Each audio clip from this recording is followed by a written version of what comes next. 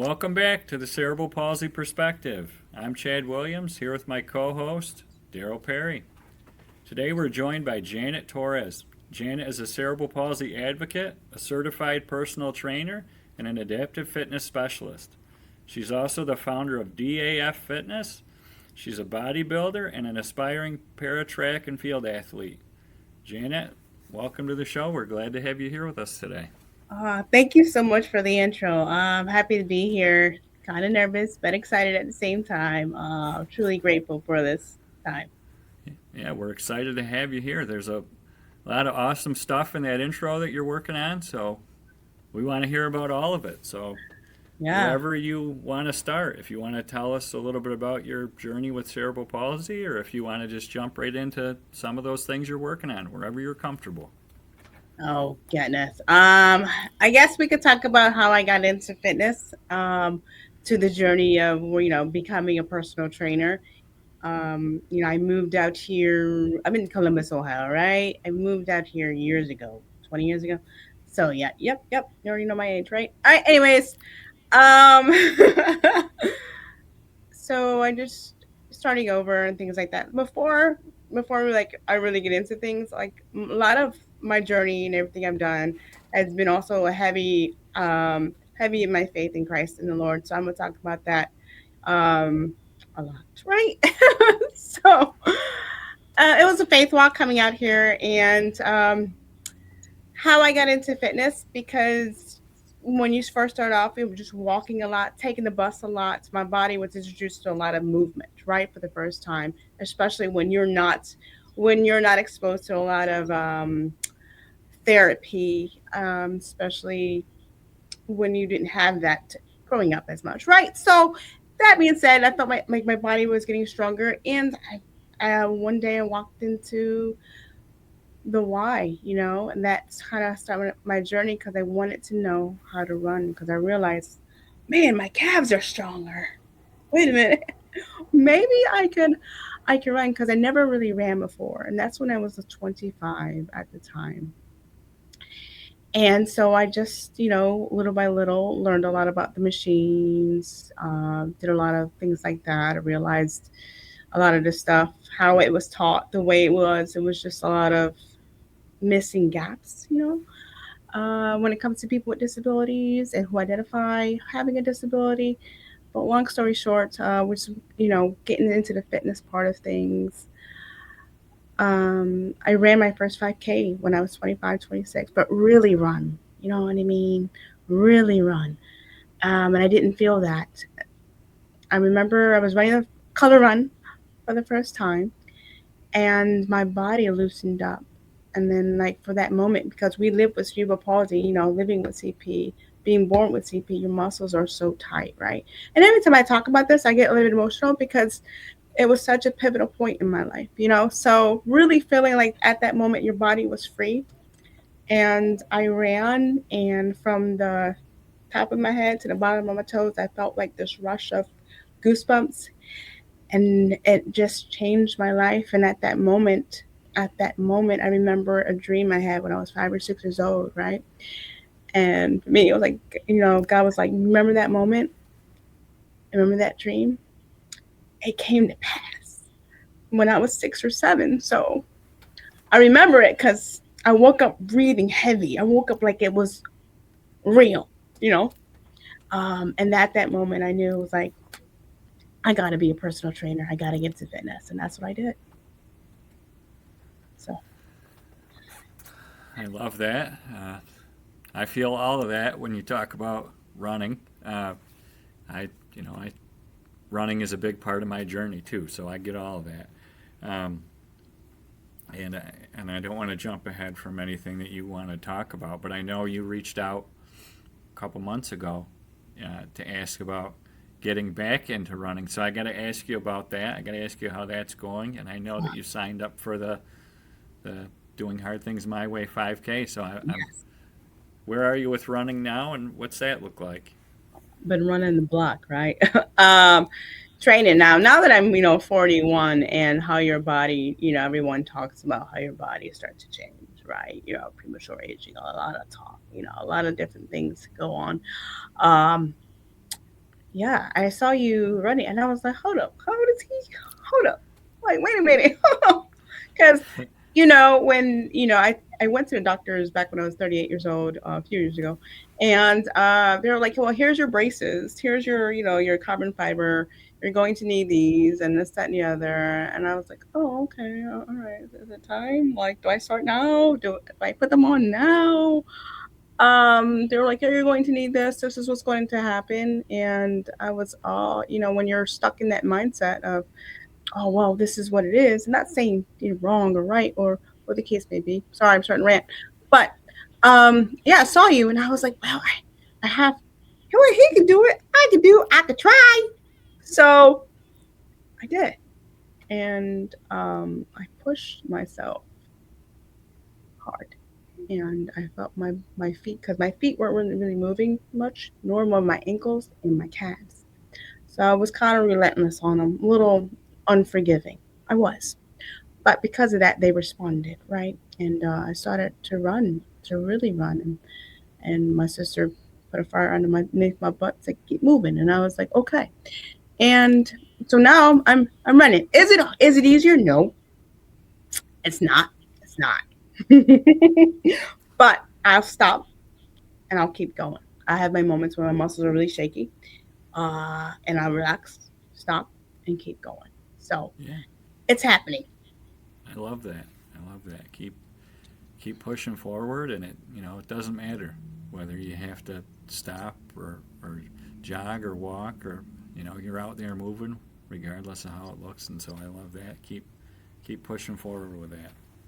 Yeah, and the one thing you brought up, and because I started getting into the CP Facebook groups last year, and I'm seeing a lot of people in their 40s talking about how their activity level just falls off a cliff, and I'm like, because I'm Chad and I are the same age, 44, and I'm like, oh my gosh, I'm like, is this really what I'm resigned to? But what you said about when you went to the doctor, when they're like, yeah, this is how it's going to be, I really think we determine how it's going to be. I think we have to look at activity looks different in our 40s. Doesn't necessarily mean we have to be less active, but we don't have to be resigned to this stuff. I love the approach that you have on this. Yeah, yeah. I'm glad you saw that, because I was in these groups too, and I was like, man, we're highlighting a lot of stuff. We're all in it, and I can't, and don't like be in that, because in my hearts of hearts, with my faith and just talking to the Lord, I'm like, okay, I see what it is, and if this is my time, then this is what I have left. Then I'm gonna give it all I got, and whatever happens, happens, and be at peace with that. And I literally tell myself that every day. You know, um, I think about like a crayon. I use crayon, right? Where you use crayon, well, God still uses you, but think about a crayon when you have CP. Not only do you have that used crayon, but now you have like chips in it, so that the crayon's not the same, right? But it's still usable. Your body is not the same, but it's still usable. And that's kind of what I'm facing now. Like I can feel a little bit change, but I'm gonna keep going anyway. You know. So yeah. I love that. DAF Fitness. I want to hear about that too. How did this come to be, and tell us all about that. Oh yeah. Okay. Okay. So, but working as in a fitness industry since I guess 10 years, 10, 11 years now, learning about all of the ins and outs as a trainer, as a wellness person on the floor, right? And from there, from PT to wellness director, you're working for a job that does all that, and you experience a lot of positives and a lot of negatives, especially when you identify having a disability and being a female in the fitness industry. And there's a lot, right? Um, so that being said, when you're at a job and you're ready to you're hitting that ceiling all the time, and your hearts of hearts, it's time to step out in faith and start your business when it comes to adaptive and inclusion and all that jazz. And I was holding on to this baby for 5 years, And I was questioned about my education. I said in 2020, I said, okay, I bought every book possible. When it comes to disabilities, man, I read up on them. I took classes. I made sure that the next time someone was to question, not saying I don't know everything, but I'll be prepared, right? So, long story short, for all of that, I stepped out in December of last year to start DAF Fitness, Diverse Abilities Fitness. Back in 2020, I paid the LLC, so I had it for a while. I just didn't jump until December because I just knew it was time. I was like, it's time to move. You got to move now, so I did. And the reason why I stepped out, besides my passion, which is huge, right, to see access for all. And when you have a vision and you just want to, like, hey, I have this perspective, I have these experiences, and I think building this business in a way where, okay, I'm working at a gym right now and I have clients and I'm helping them with their various, diverse abilities, disabilities, how they identify. I also, it's also become a mentoring. You're kind of taking on, it's not even clients, it's just like your friends. Like you build a relationship to mentor people and to help them along the way. You're a coach. It's a coach. You've got to have that connection with your clients, and that's what my business is. It's inclusion, adaptive fitness, but it's also coaching, life skills, and also community connections. I do social groups as well, and it's slowly starting to flourish, and it's good to see. It's good to see hard work. I love that. That's great. I think one of my favorite parts of this, and I mean, because you do all the stuff online, by the way, guys, I have everything linked up in the show notes. We've got Instagram, YouTube, Facebook, all of it. But anytime I talk to entrepreneurs that also just happen to have disabilities, they like to do the stuff on the phone. That is not, you are out in the community, you are out doing events, you are changing the perception that people have of what can be done with people that have disabilities. And I love that. I've noticed that from day one with you. Thank you. Oh, thank you. I'm glad you're seeing that. Especially not having. This goes back to being a kid. When you're kind of at home and you don't have a lot of friends and you don't have that access, and you think about all of the things you miss out on being an adult. And I might get emotional here too, because it's just another layer of God's kind of healing my childhood when it comes to that too, but also for the community, right? It's not about me. I don't like stuck my I. But it's kind of you're creating those moments because we don't have a lot of moments. You usually have the adult day programs, which is great in 9 to 3, but you're talking there's a gap that's missing. You're talking to 21, 22. What about you want to go out and just be an adult and feel like having adult experiences, like going to the club, man. Like, we did karaoke and had do karaoke and drink. I would make sure it was 1 or 2, no more than that. But like for the first time, and they just wouldn't be young adults. Come on, like come on. Why? Just be out there with our community and just have those experiences. Those experiences stay with them, and help with their confidence and everything. But yeah. Have you always been so two-part question? Have you always been this outgoing, or and secondly, because like I will tell you sometimes when because I can do speaking, I can do events, I still get that nervousness, and then I get that tightness, that CP amplification tightness when things go. Like, are you pretty much at ease with all this stuff, or do you still get nervous when you put yourself out there and do things? Oh, there's always a jitters. There's always that because you never know. Like you never know. Every new experience it's a little nerve-wracking, but it's the same mentality as kind of walk by faith. Hey, I mean, I jumped out of an airplane twice, and I remind myself that sometimes. Like, hey, you did that. Do this. See what happens. I will be with you. Just do it. And then that's it. It's kind of like a childlike spirit. Like how kids just kind of. So, yeah. Yeah, So like never lose the what did you? curiosity. I love it. So skydiving. You went skydiving twice. Yeah. I went twice as well. What did That's you cool. think? I've been twice as well. And, it's interesting. I went. It was before COVID. It's probably 8 or 10 years ago when I went 2 years in a row, and now I think like, could I do that again? And I don't know if I could. I feel like I'm in a whole different spot than I was when I went previously. But yeah, it's an amazing feeling, that free fall and just Hmm. being up there. It's great. I don't know about doing it at 44, but when I went, I loved it when I went previously. Yeah, I think I didn't do it until like what, 10 years. 10 years. 10 years. Yeah, 10 years ago. I was 30. Yeah. So I just did it. I did that fight or flee for a second there, and then you tell yourself, calm down and relax and breathe, right? So that's what I did, and it was cool. And it's kind of just free, you know? Yeah. Sometimes you got to do stuff to, when you're scared, I'm like, okay, well, let me try to see what I can do to be not scared. All right.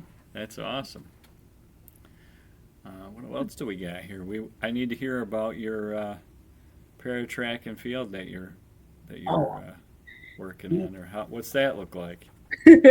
So, yeah, that's another like, remember that moment? God's like, remember that moment? Now. Why now at 40, right? 40 plus. It's it's going. It's new, it's different, it's exciting. I'm realizing my body is responding a certain way. And it's hard. And